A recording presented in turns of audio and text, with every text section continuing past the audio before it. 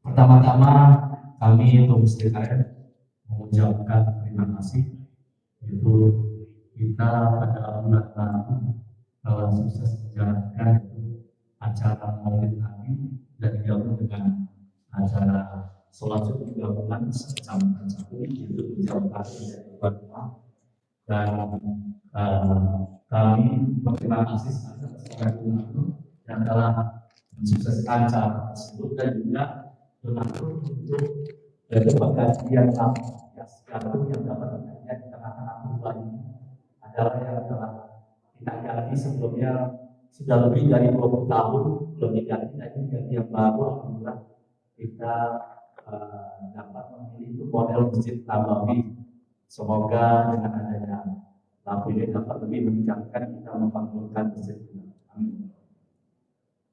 Dan juga kami mengucapkan terima kasih juga kepada jamaah yang telah menyumbangkan 3 kursi lipat sholat.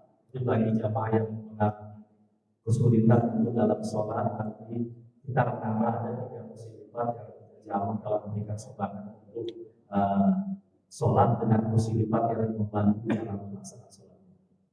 Kemudian juga kami mengimbau para jamaah bagi yang ingin punya hajat menjadi sohibul bait dalam acara pengajian bulanan, baik bisa memilih baik di Masjid Al-Muqaddim maupun di rumah masing-masing, itu dapat menghubungi Bapak Ustadz Yudi atau Bapak Ustadz Selamat, sehingga nanti dapat ditentukan tanggal dan harinya hari Minggu pagi, jika tanggalnya ditentukan kapan jamaah ingin menjadi buangan untuk sekolah bagi muslim di demikianlah ya mungkin yang dapat kami sampaikan. Kalau bulan puasa mungkin sekitar diperkirakan bulan Februari, bulan sekarang kita lagi bulan puasa.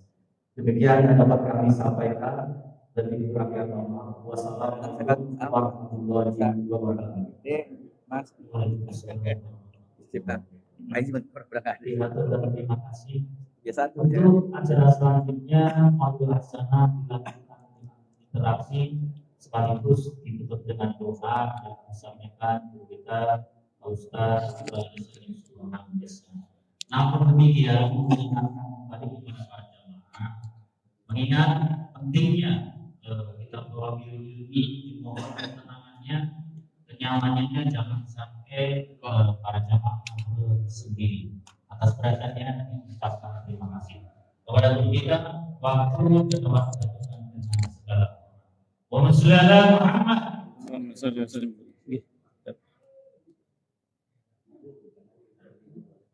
Oh nggih nggih.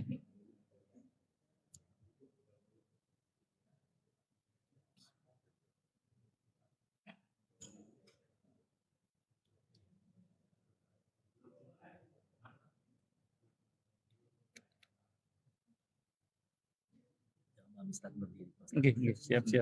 Sekedap.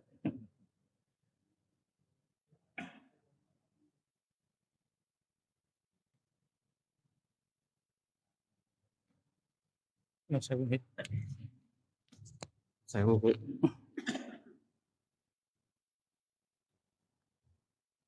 Assalamualaikum warahmatullahi wabarakatuh. Waalaikumsalam. Bismillahirrahmanirrahim. Alhamdulillahi rabbil alamin. Wa bihi nasta'inu ala umurid dunya waddin. Wassalatu wassalamu ala asyrafil anbiya'i wal mursalin.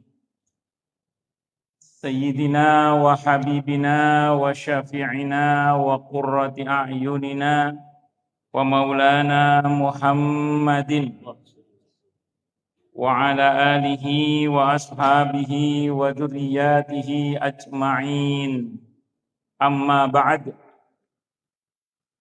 Asyhadu an la ilaha illallah wa asyhadu anna Muhammadar Rasulullah wa ufawwidu amri ilallah Innallaha basirum bil ibad. Hasbiyallahu la ilaha illa huwa alaihi tawakkaltu wa huwa rabbul arsyil azim. Qala Allah ta'ala fi kitabihil karim hikayatan an nabiyillahi Musa alaihi salam. Rabbi syrah li sadri wa yassir li amri wahlul 'uqdatam min lisani yafqahu qawli. Para alim, para asatid, para asatidah, para sepuh, para pini sepuh, para tokoh masyarakat, hadirin, hadirat sekalian, hafidhani wa hafidhakumullah. Wabil khusus Bapak Ketua DKM Masjid Al-Muttaqin, Bapak Haji Idon Baguna, leres ya? Baguno. Oh, Baguno. Ngapunten. Semoga beliau beserta jajarannya dan jamaahnya semoga selalu dalam naungan rahmat, barokah, perlindungan serta bimbingan Allah Subhanahu wa taala. Amin Allahumma insyaallah. Dan wabil khusus Bapak Haji Mas Judi, ini seksi sibuk insyaallah.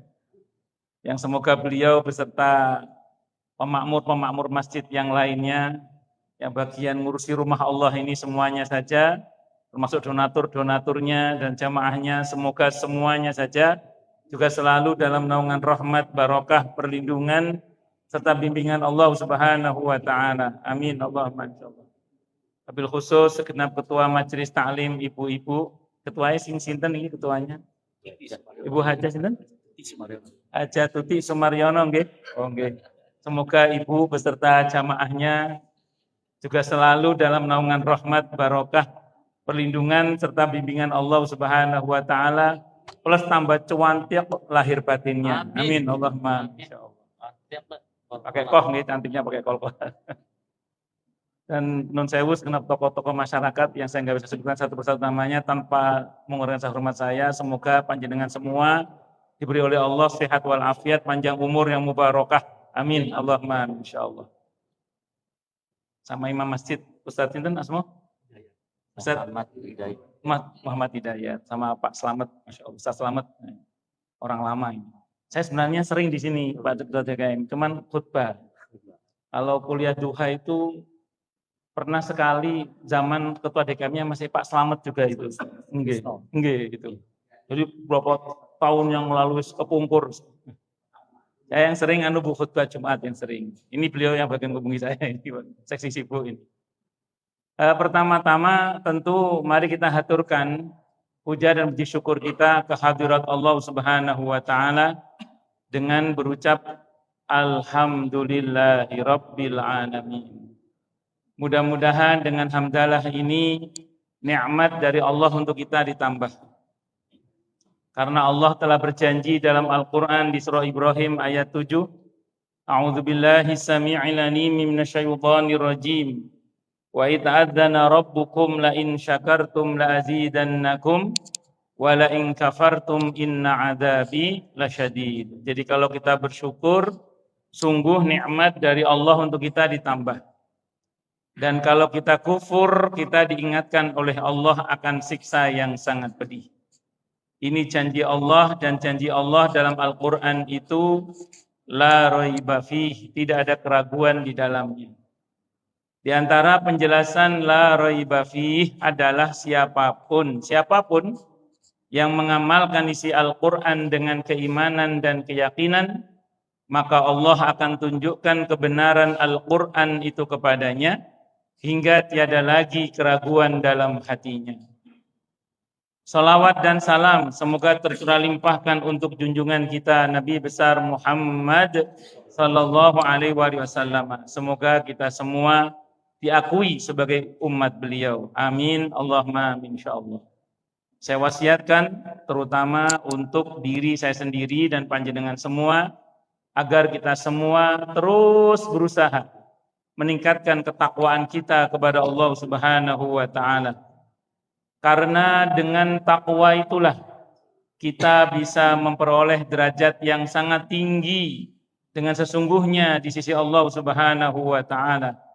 Hal ini didasarkan kepada firman Allah Subhanahu wa taala dalam Al-Qur'an di surah Al-Hujurat ayat 13. A'udzu billahi samii'il 'aliim minasyaitonir rajim. Ya ayyuhan nasu inna khalaqnakum min dzakarin wa untha waj'alnakum syu'uban wa qabaila lita'arafu inna akramakum 'indallahi atqakum al-ayah.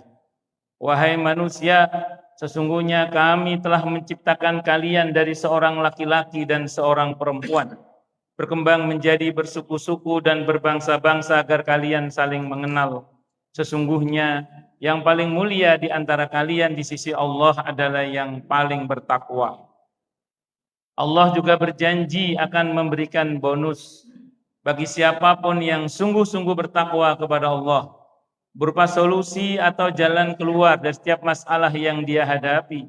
Dan Allah juga berjanji akan memberinya rizki dari arah yang dia tidak duga sebelumnya. Hal ini didasarkan kepada firman Allah Subhanahu wa taala dalam Al-Qur'an di surah At-Talaq ayat 2 dan 3.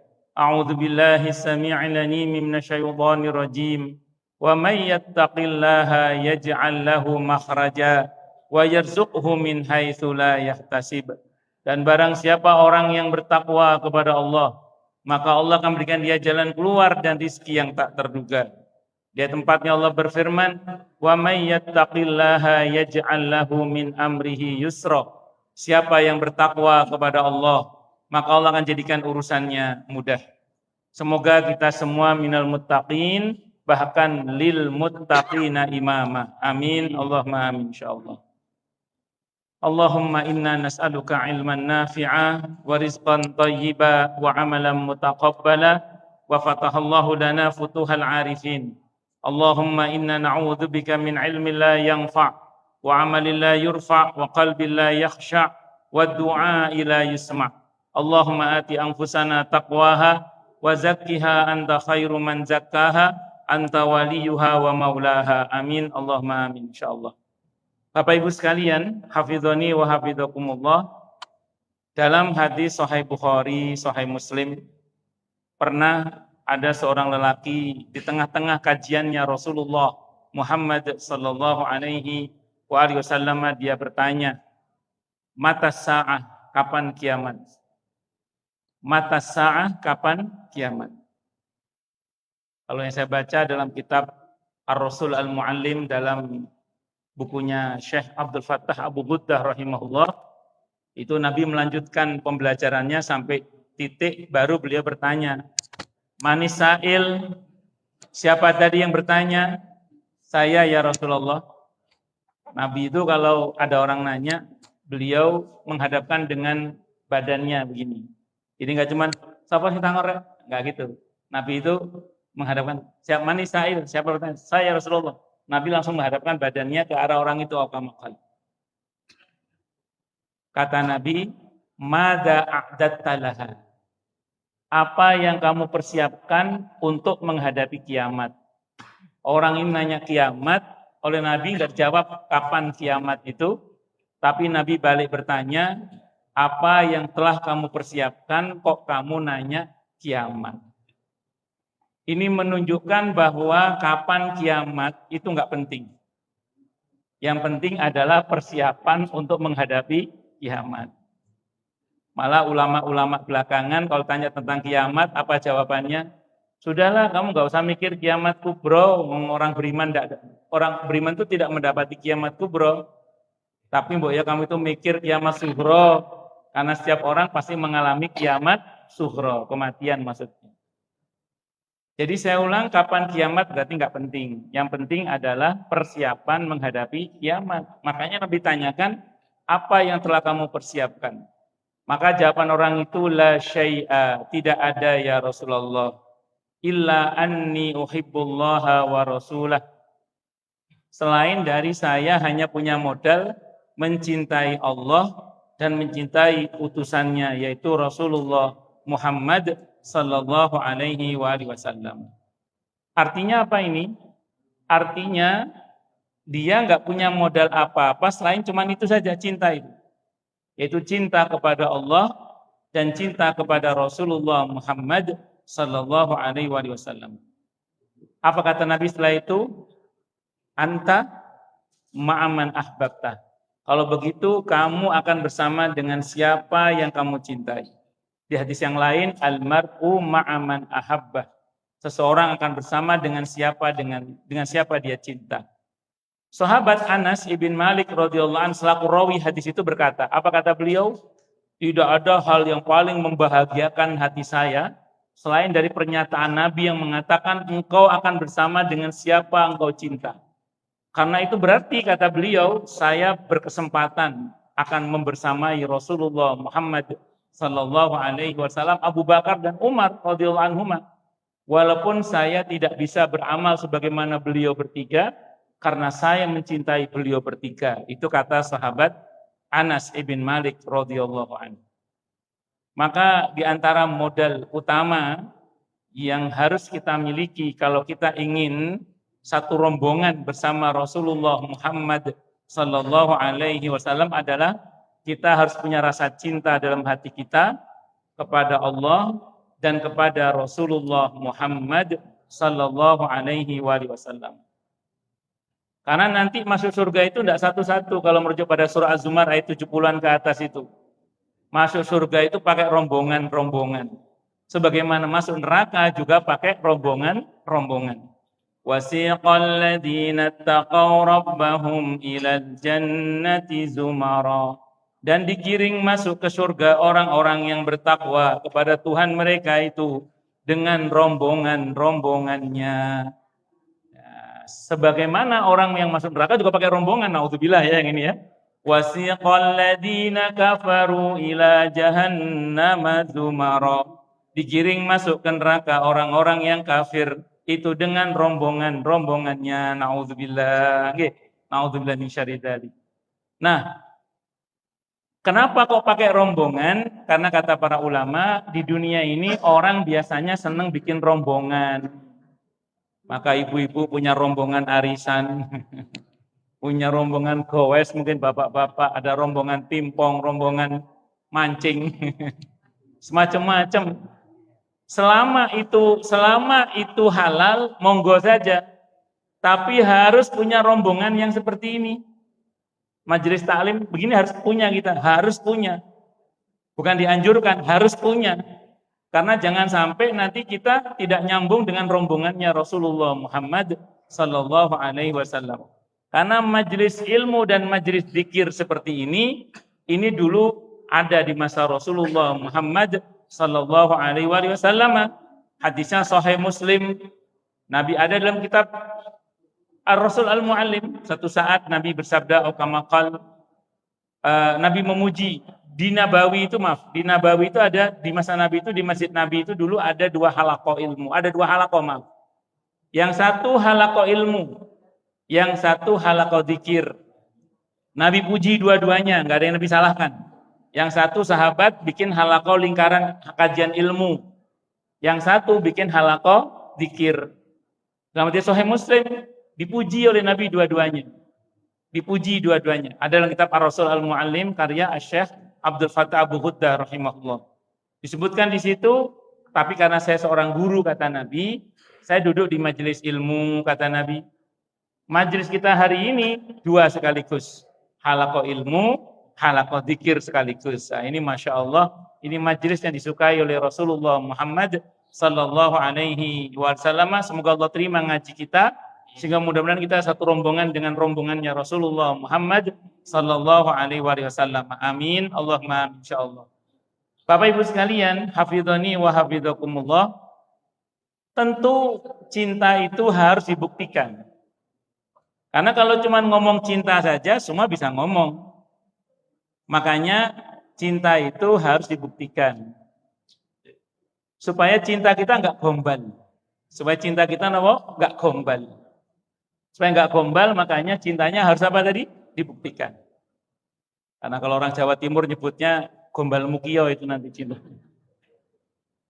Supaya enggak gombal cintanya, makanya harus dibuktikan. Pertanyaannya, bagaimana cara membuktikan cinta kita kepada Rasulullah Muhammad sallallahu alaihi wasallam? Ini demi supaya kita ini nanti bisa satu rombongan dengan Rasulullah Muhammad sallallahu alaihi wasallam. Para jamaah sekalian, hafidhani wa hafidhakumullah, ini paling tidak saja, paling tidak. Yang pertama, dengan bikasrati dzikrin nabi, bikasrati salawati alaihi.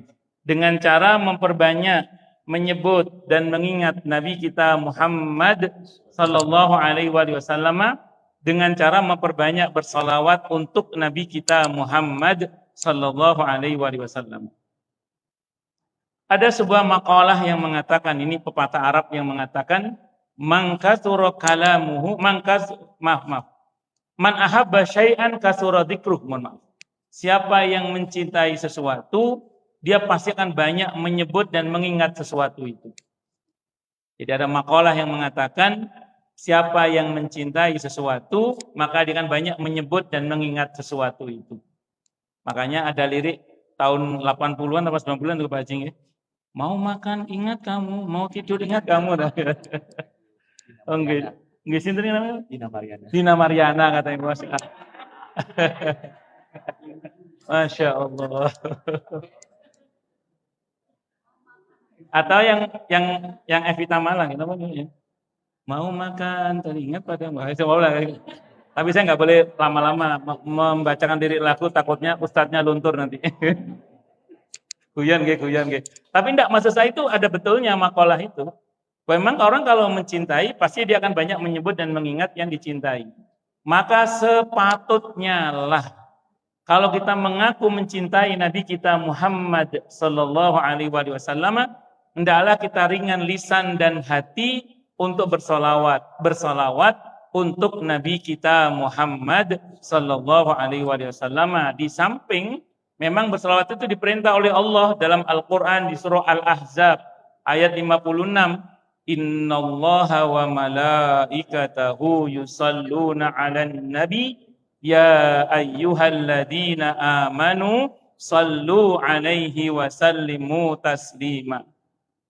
Sesungguhnya Allah bersama para malaikat itu bersolawat atas Nabi kita Muhammad sallallahu alaihi wasallam. Maka wahai orang-orang yang telah beriman, sampaikanlah salawat dan salam atas Nabi Muhammad sallallahu alaihi wasallam. Catatan pentingnya berarti bersolawat itu perintah Allah. Perintah Allah bukan permintaan Nabi kita Muhammad sallallahu alaihi wasallam. Ini penting dipahami. Karena dulu awal-awal saya di Jakarta tahun 2005-an itu awal-awal itu ada selebaran yang sempat diedarkan saat itu di daerah Jakarta Utara. Itu ada selebaran diedarkan di angkot-angkot yang mengatakan begini, wahai kaum muslimin, bagaimana mungkin kalian berharap syafaat Nabi kalian, sementara Nabi kalian saja masih minta didoakan. Ada selebaran gitu. Dia disampaikan ke saya saat itu. Wahai kaum muslimin, bagaimana mungkin kalian berharap syafaat Nabi kalian, sementara Nabi kalian saja masih minta kalian doakan. Maka saya jawab, bersolawat itu bukan permintaan Nabi kita Muhammad sallallahu alaihi wasallam, itu adalah perintah Allah. Rumusnya apa? Kalau itu perintah Allah, kalau kita taati yang untung itu kita. Saya ulang, kalau perintah Allah rumusnya apa? Kalau kita taati yang untung kita. Faman ya'mal mithqala dzarratin khairan yara wa may ya'mal mithqala dzarratin syarran yara. Sekecil apapun kebaikan termasuk keburukan yang kita lakukan, kita akan melihat akibatnya untuk kita, baik maupun buruknya. Itu rumus itu. Makanya ketika kita bersalawat untuk Nabi kita Muhammad sallallahu alaihi wasallam, itu manfaatnya kembalinya kepada kita. Bahkan nanti Bapak Ibu kalau di rumah punya kitab Riyadhus Shalihin, nanti buka bab tentang salawat. Ada situ bab, ada beberapa hadis, cukup banyak di situ hadisnya. Sependek yang saya baca dan sependek yang saya ingat, karena saya ngajar Riyadhus Shalihin juga, sependek yang saya baca dan yang saya ingat, dari hadis pertama sampai hadis terakhir, saya kok tidak menemukan di situ satu pun keutamaan salawat yang kembali pada Nabi Muhammad sallallahu alaihi wasallam. Semua keutamaan ini kembali pada kita yang baca. Menunjukkan apa? Menunjukkan bahwa sejatinya Nabi kita Muhammad sallallahu alaihi wasallam tidak butuh doa kita. Sejatinya kita yang butuh mendoakan beliau supaya kita mendapatkan kebaikan dari Allah karena mendoakan Nabi kita Muhammad sallallahu alaihi wasallam. Nanti silakan dibaca di Riyadhus sependek yang saya baca dan sependek yang saya ingat ya. Hadis pertama sampai hadis yang terakhir, ada beberapa hadis di situ. Tidak ada satupun keutamaan salawat yang kembali kepada Nabi kita Muhammad sallallahu alaihi wasallam. Karena Nabi dijamin langsung oleh Allah. Wa rafa'na laka dzikrak. Nabi itu dijamin pasti mulia. Dan siapapun yang mencoba merendahkan beliau tidak akan pernah berhasil. Dan itu sudah dicoba sejak beliau masih sugeng dulu sampai detik ini. Itu upaya menjatuhkan Nabi kita Muhammad sallallahu alaihi wasallam itu nggak pernah berhenti, tapi tidak pernah berhasil. Bahkan tidak jarang di negeri di mana Nabi disalahpahami SAW, di situ justru malah banyak yang akhirnya masuk Islam dengan izin Allah Subhanahu wa Ta'ala. Nabi sudah dijamin surganya, inna a'tainakal kautsar. Dijamin semua Nabi itu. Maka sejatinya Nabi tidak butuh doa kita, tapi kita yang butuh mendoakan Nabi kita Muhammad sallallahu alaihi wasallam karena semua itu akan kembali pada kita. Contoh riwayat yang menunjukkan kalau kita berselawat kembali pada kita, misalnya di situ ada sebuah hadis di Riyadhus Shalihin, riwayat At-Tirmidzi. Hadisnya hadis hasan dari Abdullah bin Mas'ud radhiyallahu anhu. Hadis hasan bisa diamalkan sebagaimana hadis sahih. Apa kata Nabi dalam hadis itu? Aulan nasi bi yaumal qiyamati aktsaruhum alayya salatan. Paling utama-utamanya manusia di sisiku pada hari kiamat nanti adalah yang paling banyak bersalawat kepada. Artinya semakin banyak kita bersalawat untuk Nabi kita Muhammad sallallahu alaihi wasallam, kita potensial dekat nanti kedudukannya di sisi Nabi kita Muhammad sallallahu alaihi wasallam. Bapak Ibu sekalian, kalau saya dekat dengan seorang menteri, terus saya foto sama Pak Menteri itu tidak menjamin saya selamat. Dunia maupun akhirat. Saya foto dengan siapa pejabat siapalah, Pak Wali Kota, Pak Presiden, atau siapapun lah. Ya, saya foto bareng, itu nggak jaminan saya selamat. Nggak jaminan. Tapi kalau kita punya kedudukan yang dekat dengan Rasulullah pada hari kiamat, pasti selamatnya. Karena di hari kiamat kok bisa dekat dengan Rasulullah Muhammad SAW, pasti selamatnya sudah. Karena berarti satu rombongan dengan Rasulullah Muhammad SAW.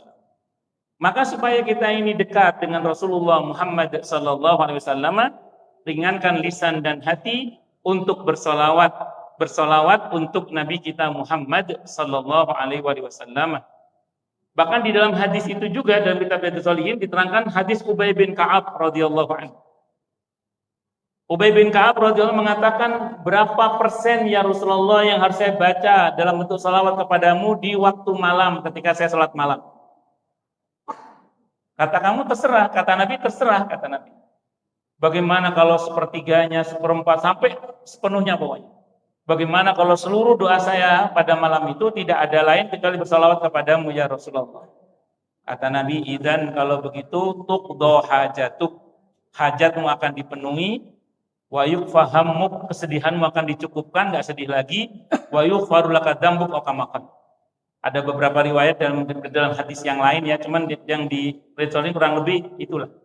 Jadi akan diampuni semua dosa-dosamu. Jadi kalau kita semalaman tidak berdoa kecuali bersolawat untuk Nabi kita Muhammad sallallahu alaihi wasallam, maka jaminan dari Nabi adalah hajat dipenuhi, kesedihan dicukupkan, dosa diampuni aw kamakan.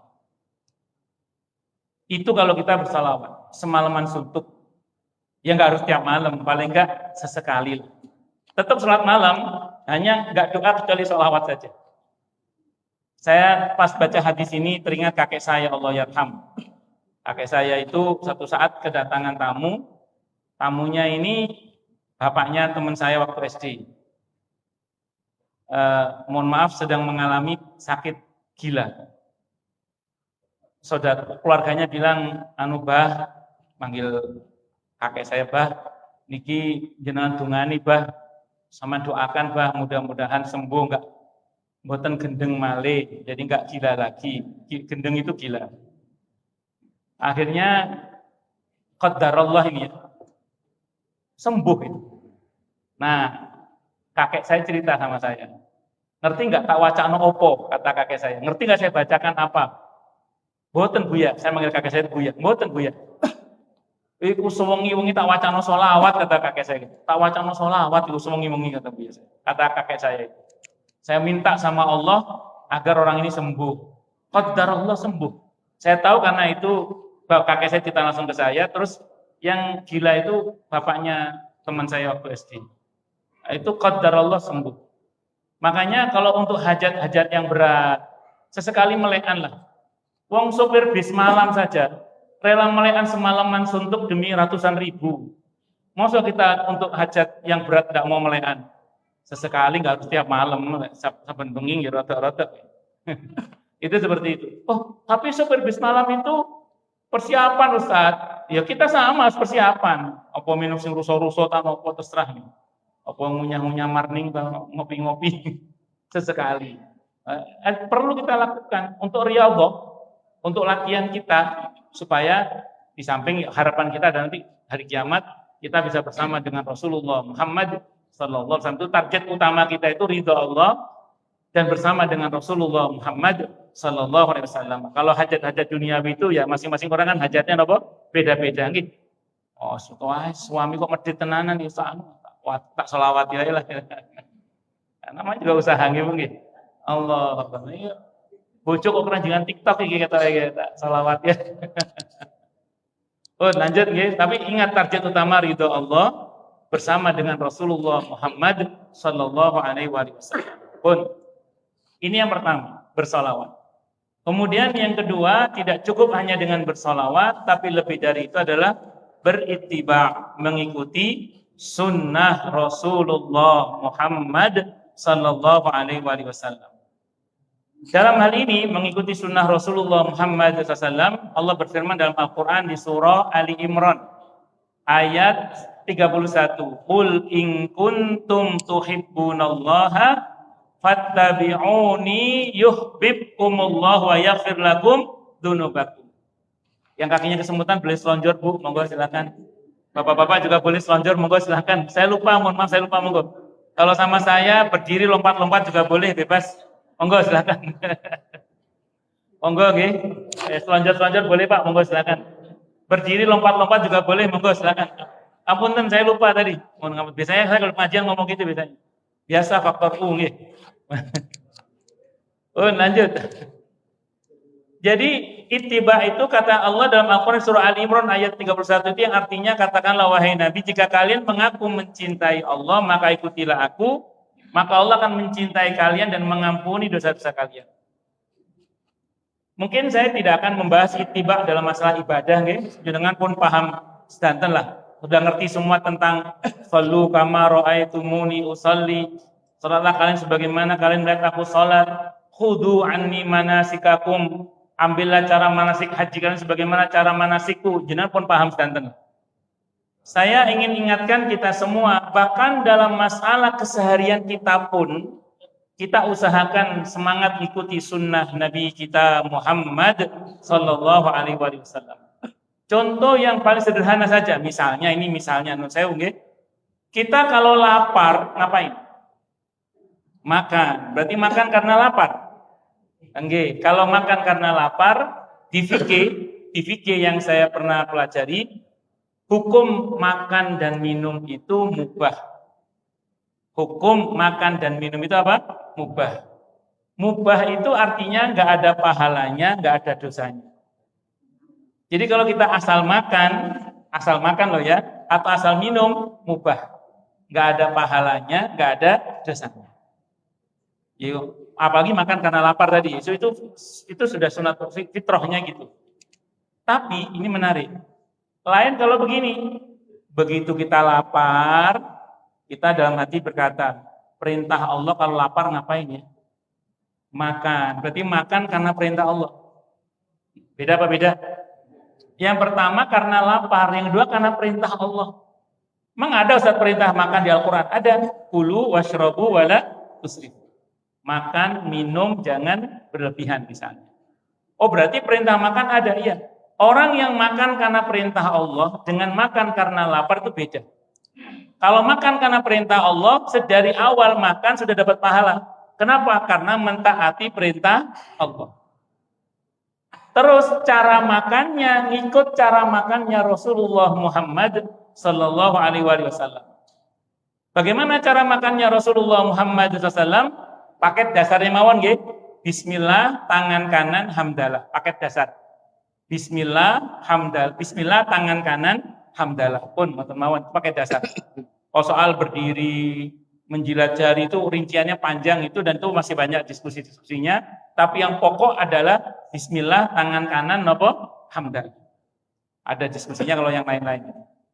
Maksud saya, kalau kita makannya karena mentaati perintah Allah dan cara makan yang ikut cara makannya Rasulullah Muhammad SAW, maka daripada kita makan itu, pahala dapat, cinta Allah dapat, ampunan Allah dapat. Itu baru makan. Belum kalau minum. Belum kalau yang lain-lain kita niatkan karena Allah dan mengikuti sunnah Rasulullah Muhammad SAW. Itu yang kata para ulama itu jalur menjadi kekasih Allah melalui makan, di antaranya caranya gitu. Bayangkan kita makan bisa sehari berkali-kali, gitu nggak sih? Nah, itu setiap kali makan, kalau begitu cara makannya, pahala dapat, cinta Allah dapat, ampunan Allah dapat setiap kali makan. Belum kalau minum, belum kalau yang lain-lain. Nanti kalau kita pulang ke rumah, terutama para suami, coba bayangkan bagaimana dulu Rasulullah Muhammad Sallallahu Alaihi Wasallam kalau pulang sebagai suami ketemu istrinya itu bagaimana? Kalau sebagai seorang ayah ketemu dengan putrinya itu bagaimana? Coba bayangkan aja. Maka di antara informasi dalam sirah Nabawiyah diceritakan Nabi kita Muhammad Sallallahu Alaihi Wasallam itu kepada istrinya beliau tidak hanya menyayangi tapi memuliakan. Itu Nabi. Nabi itu kepada istrinya tidak hanya menyayangi tapi juga memuliakan. Itulah Rasulullah Muhammad Sallallahu Alaihi Wasallam. Ada ikram kepada istrinya. Makanya hangatnya hubungannya lama, bertahan lama. Kenapa? Karena ada ikram. Tidak membiasa, karena ada sikap memuliakan istrinya. Sambil contoh misalnya dalam sirah diceritakan ketika suatu saat Nabi datang ke rumah Siti Aisyah radhiyallahu anha. Saat itu Siti Aisyah mengatakan, "Ya Rasulullah, sudah kusiapkan sarapan untuk panjenengan, makanan kesukaan kalian. Makanan kesukaan panjenengan." Kata Rasulullah, "Mana makanannya akan aku makan walaupun hari ini sebenarnya aku puasa," kata beliau. Nabi rela membatalkan puasa sunnahnya demi membahagiakan hati istrinya dengan cara makan bersama di pagi itu. Saya ulang, Nabi rela membatalkan puasa sunnahnya demi membahagiakan istrinya untuk makan bersama pagi-pagi. Ini dipakai dalil oleh para ulama bahwa puasa sunnah itu dengan membahagiakan hati istri ada kalanya lebih utama membahagiakan istri daripada sekedar mempertahankan puasa sunnah. Tapi jangan modus. Saya nggak pernah puasa sunnah, Ustaz, sama istri diajak sarapan terus soalnya. Ini insidentil. Ada masanya itu. Maka terus kemudian ada lagi, kenapa kok sampai begitu Nabi bersikap? Sebagian para ulama mengambil hikmah pelajaran bahwa ternyata, saya nggak tahu betul apa enggak Bu ya, bagi seorang wanita, kalau bagi laki-laki sarapan di meja makan yang sudah disiapkan oleh istri itu mungkin bagi seorang suami itu hal yang biasa aja. Tapi bagi seorang istri itu persembahan hati. Apa betul Bu begitu? Iya betul ya, persembahan hati. Sehingga kadang kita pulang para suami, begitu istri bilang, "Mas, udah aku siapin masakan kesukaan kamu." Kata suaminya, "Aku tadi udah makan di luar." Tadi udah makan di luar. Apa kata istri? "Oh ya sudah." Itu kalau bagi suami ya sudah begitu aja, itu lewat itu. Tapi kalau bagi istri berdedek itu. Ngaten betul nggih? Semua masak. Tapi saya pas ngomong gini Bu, ada ibu-ibu yang angkat tangan. Ada yang lebih ngeselin lagi Ustaz. Apa itu Bu? Udah kita masakin enak-enak, sukaan dia, apa ngomongnya? Mah, nggak jadi mah, mie goreng aja. Rasanya. Nah, ini perlu saya sampaikan Pak, bukan apa-apa, bahwa persembahan makanan di meja makan bagi seorang istri itu ternyata persembahan hati. Dan itu Rasulullah sangat memperhatikan. Demikian juga ketika Siti Sofia radhiyallahu anha curhat tentang bulian orang kepada beliau. Siti Sofia dibully, kamu ini keturunan Yahudi, kamu keturunan Bani Israel. Setelah dia mengadukan kepada Nabi tentang masalahnya dibully itu. Nabi itu bukan tipe suami yang kalau ada istri curhat, mah, curhat sama Allah, jangan sama saya. Enggak. Nabi menyediakan kupingnya untuk mendengarkan curhatan istrinya. Allah, didengerin sama Nabi itu. Karena jangan sampai gara-gara kita tidak menyediakan kuping, Pak, nanti istri malah cerita ke orang lain. Ya kalau yang orang lain itu amanah, lisannya tidak ember, alhamdulillah. Lah kalau ember, Pak, apakah terkena komplek, Pak, nanti? Allahu Akbar. Makanya saya ulang, Nabi dengerin ini. Sampai selesai baru apa kata beliau? Mau nggak saya kasih solusi, kata Nabi. Lihat, begitu mendengarkan, Nabi bilang, mau nggak saya beri solusi? Walaupun tidak semua istri ketika cerita minta solusi sebenarnya. Pengen didengerin aja. Ngateng ya Bung ya? Nah, kata Siti Sofia radhiyallahu mau ya Rasulullah. Au kama qala, kata Nabi, nanti kalau ada yang membuli kamu Yahudi, kamu Bani Israel, sampaikan aja. Iya, saya memang keturunan Yahudi, saya keturunan Bani Israel. Tapi ingat, ayah saya seorang nabi, Nabi Ishak. Paman saya seorang nabi, Nabi Ismail. Dan sekarang suami saya juga seorang nabi. Wah, itu Siti Sofia bisa untuk membungkam orang yang membuli beliau. Ini namanya nyombongi orang yang sombong. Supaya yang sombong itu bungkam, tidak ngomong lagi. Kata beliau, ya saya memang Bani Israel. Saya keturunan Bani Israel, saya keturunan orang Yahudi. Tapi bapak saya seorang nabi, paman saya seorang nabi, dan suami saya seorang nabi. Tapi ini Bani Israel sudah masuk Islam, Pak. Jadi bukan yang masih itu sing roto-roto itu bukan. Nah, jadi singkat kata singkat cerita, inilah akhlak yang mulia Rasulullah Muhammad sallallahu alaihi wasallam. Jadi beliau kepada istrinya itu tidak hanya menghormati, tidak hanya menyayangi, tapi memuliakan. Nah, demikian juga ibu-ibu, sebagaimana para istri Nabi juga kepada Nabi kita Muhammad sallallahu alaihi wasallam juga sangat memuliakan. Saya teringat ketika teman-temannya Siti Khadijah berkata kepada Siti Khadijah, Khadijah, enak ya kamu menikah dengan Muhammad? Kalau kami menikah dengan Muhammad, kami akan sibuk bersenang-senang dengan Muhammad. Apa kata Siti Khadijah radhiyallahu anha dalam sirah itu? Kalian yang bukan istrinya sibuk berpikir bersenang-senang dengan Muhammad. Sementara aku istrinya lebih sibuk berpikir bagaimana membahagiakan Muhammad. Oh, jadi bagaimana ibu-ibu selalu berpikir bagaimana caranya membahagiakan suami. Makanya kalau dalam konsep di Ar-Rum ayat 21 itu Bu, ada mawaddah, ada rahmah. Nah, mawaddah itu diantaranya apa maknanya? Seorang istri hendaklah berusaha tampil cuantik, pakai kof di hadapan suaminya. Menyenangkan saat dilihat, namanya qurratu a'yun. Cuman saya sering ngomong gini Bu ke bapak-bapak, kalau nuntut istrinya cuantik, jangan lupa modalnya. Loh nggih Bu nggih. Mandi lulur, mandi lumut, serum kinclong, serum apa-apa enggak paham aku wis. Belum minum kolagennya wis enggak paham. Macam-macam gitu. Karena cantik itu ada dua Pak, ada cantik dari sananya, ada cantik dari dananya Pak. Tapi harus intinya suami istri harus saling nopo memuliakan. Karena suami itu kata Nabi, suamimu adalah jannatuki wa naruki kata Nabi. Suamimu ya surgamu, suamimu nerakamu. Jadi ibu-ibu kalau mau mudah masuk surga, suami. Ya. Kalau mau mudah masuk neraka sama juga suami. Nah, tinggal pilih aja mau dengan suami masuk surga atau dengan suami masuk neraka. Semoga surga semuanya. Ya, amin Allah. Makanya harus saling. Harus bahwa ada kurang-kurangnya pasti namanya manusia. Tapi bagaimana kita bisa saling memaafkan. Termasuk kita bayangkan Pak, bagaimana Nabi kalau ketemu putrinya. Bayangkan coba bagaimana Nabi kalau ketemu putrinya. Ternyata Nabi sama. Sikap Nabi kepada putrinya tidak hanya menyayangi tapi juga memuliakan. Itulah Nabi kita Muhammad sallallahu alaihi wasallam.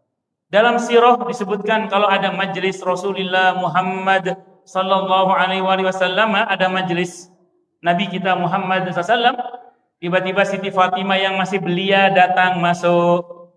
Dan dia disebutkan Nabi berdiri Pak, menyambut putrinya, dicium putrinya sambil berkata, walaupun kata Imam Adz-Dzahabi, perkataan ini ada yang mendhaifkan, tapi ulama sirah tetap menyebutkannya dalam sirah karena dalam masalah sirah takhrij ulama tidak terlalu ketat. Apa kata Nabi? Kalau aku rindu baunya surga, aku cium Fatimah. Kalau aku rindu baunya surga, aku cium Fatimah. Coba putri yang mana yang tidak terbahagiakan kalau ayahnya tidak hanya menyayanginya, tapi juga memuliakannya. Coba putri yang mana yang tidak terbahagiakan, anak yang mana yang tidak terbahagiakan kalau ayahnya atau ibunya tidak hanya menyayanginya, tapi juga memuliakannya. Di saat banyak orang tua kalau anak datang, dia yang lebih muda kok, dia yang mesti sungkem sama saya. Nah, tidak.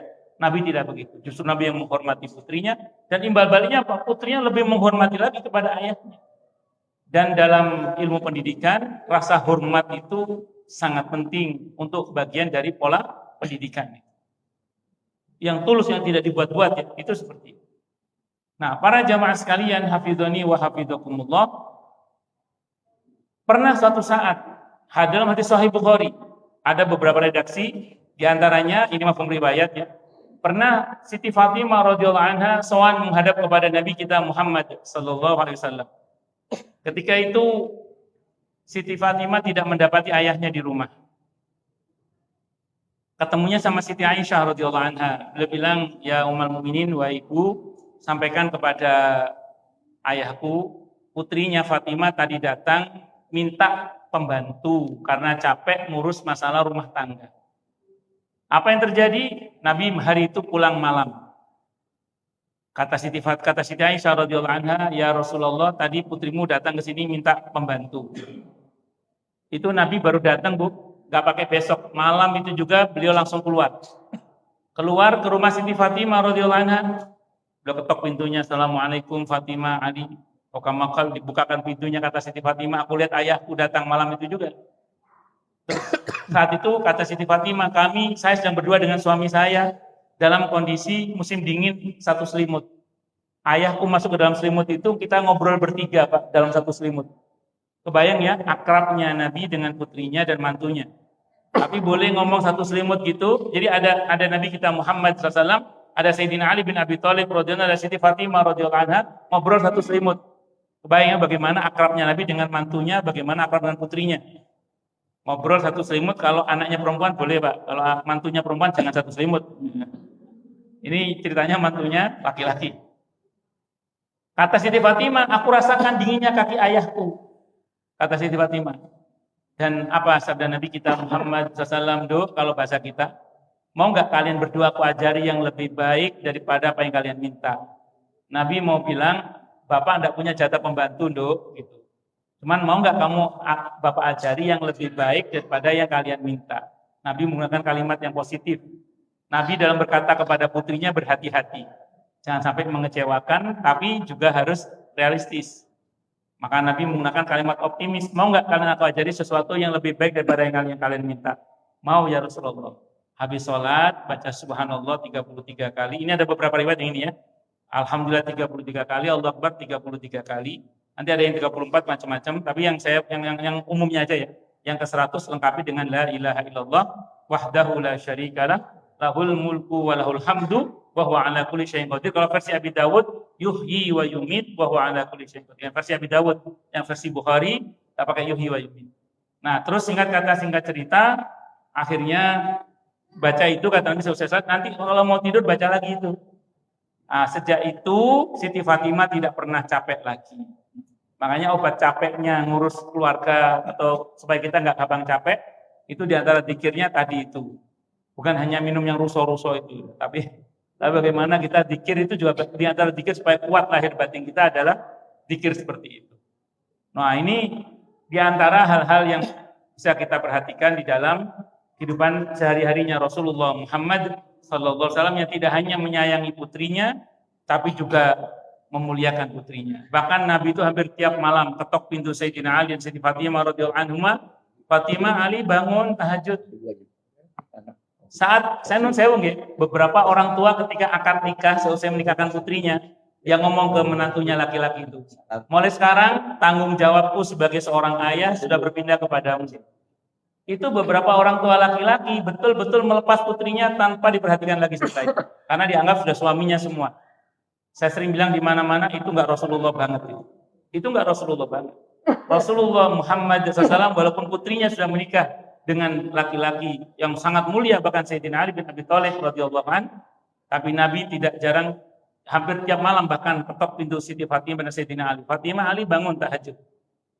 Gak terus mengatakan, loh urusannya bojone itu urusanku, gak gitu. Allah, jadi bahkan ketika Sayyidina Hasan, Sayyidina Husain radhiyallahu anhum lahir, yang akikah siapa? Rasulullah Muhammad sallallahu alaihi wasallam. Cuman Nabi ikut campur rumah tangga anak tidak dalam konteks yang buruk, dalam konteks memang membantu dan meringankan dan mendidik. Non sewu nggih, ada sebenarnya orang tua yang berkata begini, saya sudah selesai, sudah sukses saya. Kenapa? Karena anak-anak saya sudah pada nikah semua. Untuk anak perempuan yang masih dia merasa sudah baik-baik saja. Dan dia merasa tidak perlu lagi untuk mengkontrol anaknya. Bu, catat baik-baik, Bapak catat baik-baik. Tidak jarang seorang anak itu rusak justru setelah menikah. Tidak jarang anak itu justru rusak setelah menikah. Buh salah pilih cucu, buh salah pilih morotuo, buh pengaruh ipar, buh circle baru yang kadang tidak baik. Makanya tetap orang tua harus memperhatikan dan mendoakan dan peduli kepada rumah tangga putrinya walaupun dia sudah bersuami. Walaupun pengertian peduli itu yang memudahkan, ya, bukan dalam pengertian yang buruk konotasinya. Ya, karena waktu yang terbatas, katanya ada tanya jawab. Monggo kalau sama saya tanya, protes, marah boleh, silakan. Monggo. Silakan kepada jemaah dari bertanya. Monggo.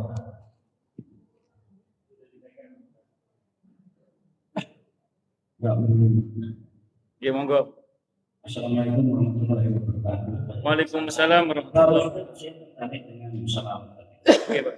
Tapi mana yang lebih utama? Istighfar atau salam? Kapan kita istighfar? Kapan kita salam? Mohon penjelasan. Terima kasih. Wassalamualaikum warahmatullahi wabarakatuh. Waalaikumsalam warahmatullahi wabarakatuh. Salawat itu nilainya rahmat, ta'zim, maghfirah. Ada hadis di dalam kitab Rasul itu bunyinya gini. Man shalla alayya salatan wahidah sallallahu alaihi asyara. Siapa yang bersolawat sekali akan Allah balas dengan 10 solawat. Pengertian 10 solawat itu Allah turunkan kepada orang itu pertama rahmat, yang kedua ta'zim, yang kedua maghfirah, ampunan. Berarti orang yang bersolawat dia mendapatkan ampunan Allah, kemuliaan dari Allah, pemuliaan dari Allah, dan rahmat dari Allah. Tapi di dalam istighfar nggak ada nilai solawat. Jadi kalau harus memilih, bersolawat lebih utama. Walaupun saya memandang zikir-zikir yang Nabi ajarkan itu merupakan bulatan, ya, seperti bulatan yang semuanya mesti kita lakukan. Nah, kalau Bapak nanya, kalau misalnya harus memilih loh ya, maka tentu pilih solawat. Nah, mengenai kapan kita mesti beristighfar, kapan kita mesti bersolawat, itu soal rasa. Saya cara pribadi kadang ya lagi pengen beristighfar, kadang beristighfar. Nah, tapi ada masa di mana kadang saya juga ingin bersolawat. Ini boleh tidak setuju ya, saya sudah cerita barangkali bisa dipakai inspirasi bagi yang mau. Saya kalau malam, Pak, kan kadang pernah nggak ngalami mau dikir apa ya gitu ya. Itu saya berusaha kalau malam refleks saya solawat. Kalau siang begini ini refleks saya la ilaha illa anta subhanaka inni kuntu minadh dhalimin.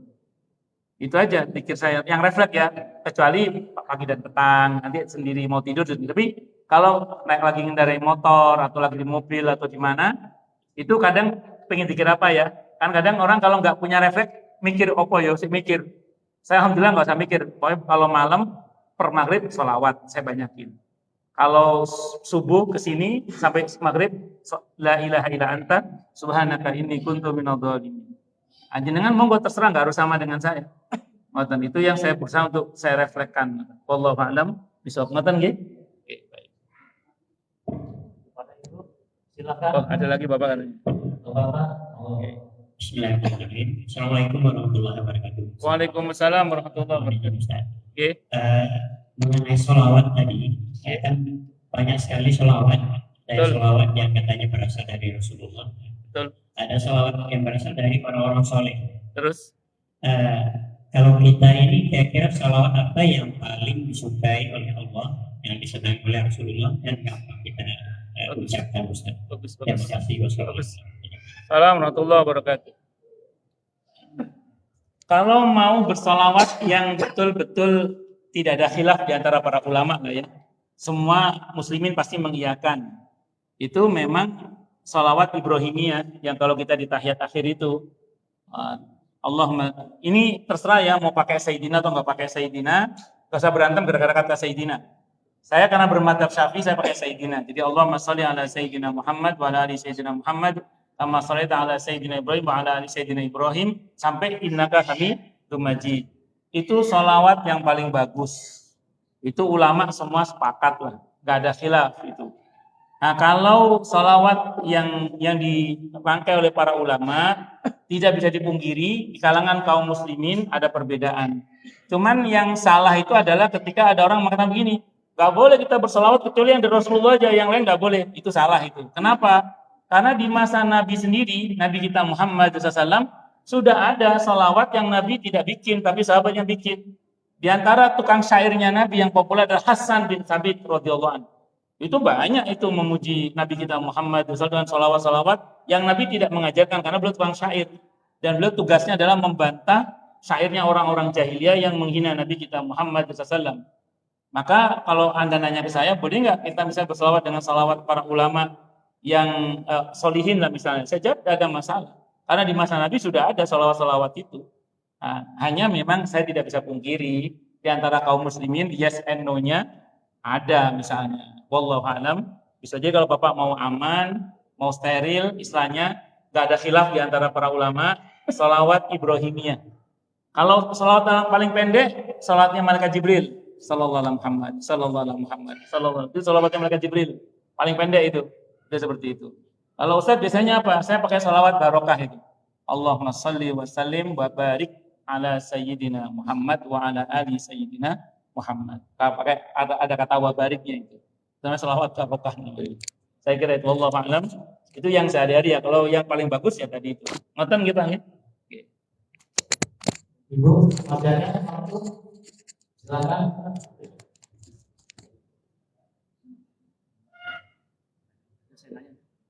Oke, Pak.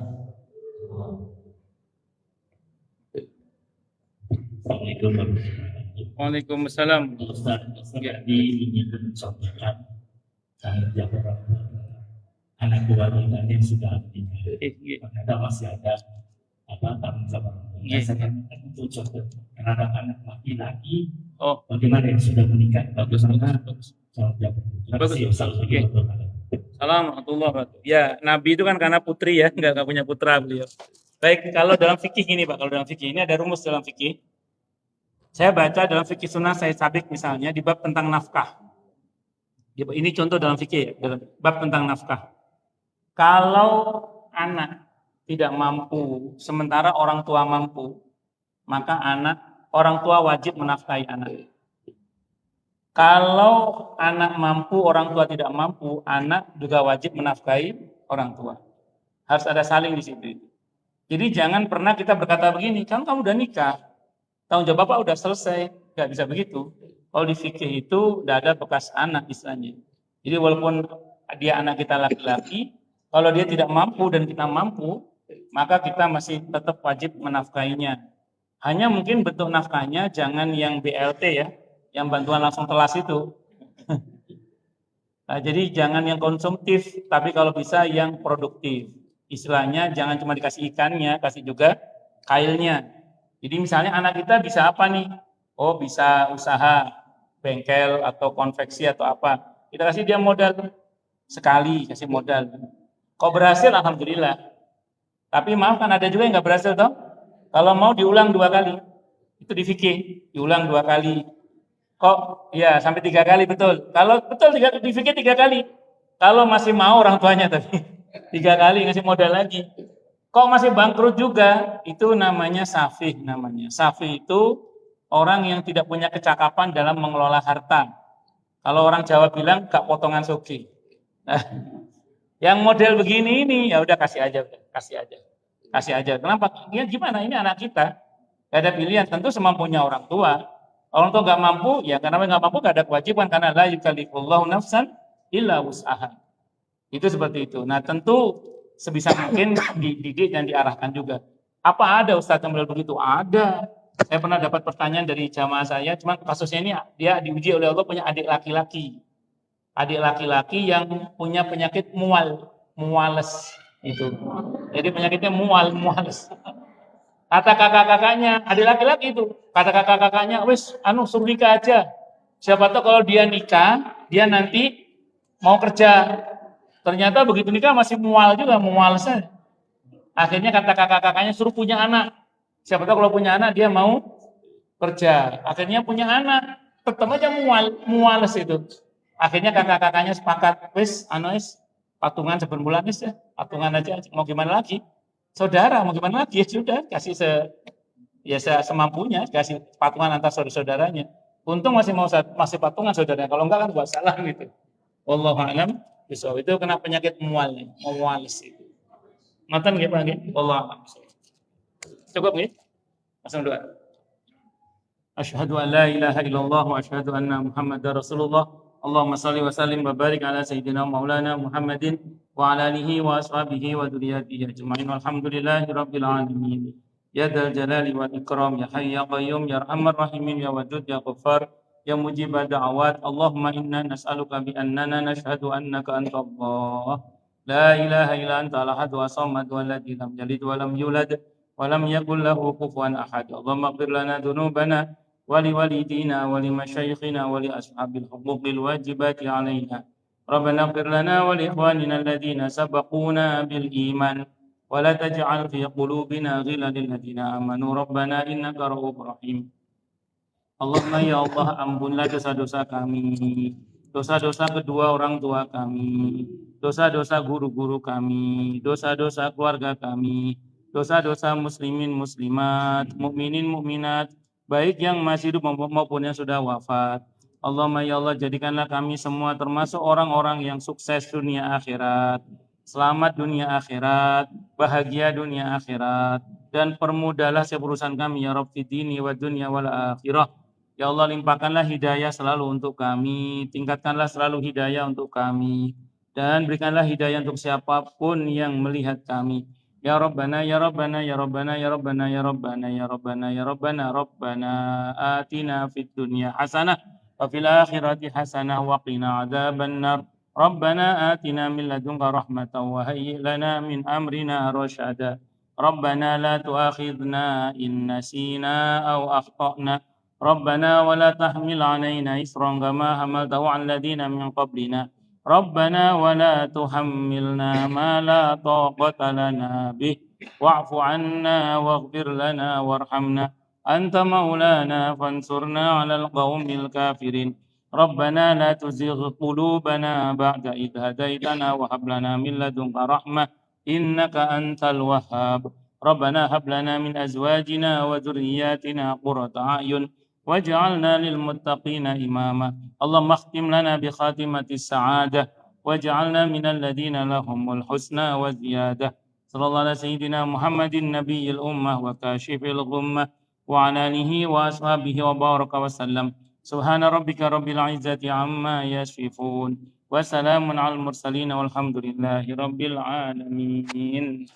Alhamdulillah